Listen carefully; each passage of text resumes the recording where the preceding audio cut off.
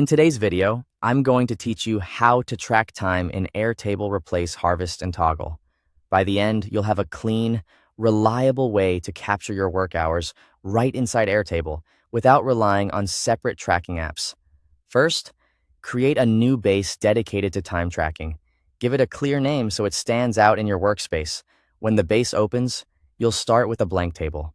This will be the foundation for all your entries and summaries. Next, build your time entries table.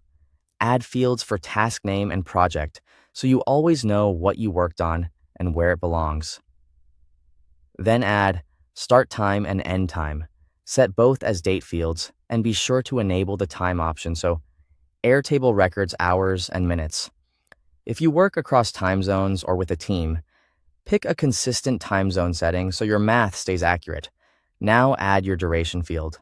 Create a new field, change the type to formula, and paste this exactly.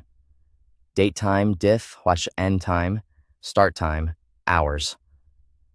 This calculates the total hours between your end and start times.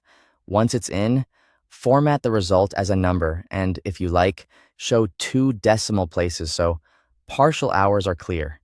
If you ever see a negative number or an error, double-check that your end time is after your start time. You're ready to log your time. Add a new record each time you start and finish a work session. Fill in task name, choose the project, and set your start time and end time. If you repeat the same task often, duplicate a previous entry and just adjust the times to save a few clicks. To make your data easier to read, group your records by project. Click Group and select Project. Your table will collapse into sections for each project, making it simple to scan where your time is going.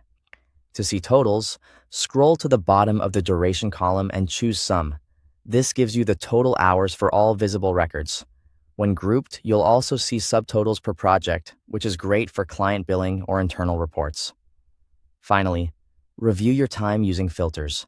Filter by project to focus on a single client, by task to isolate a specific activity, or by date ranges using start time to look at this week or last month. Combine filters to answer questions like how many hours you spent on a project in a given period. That's it.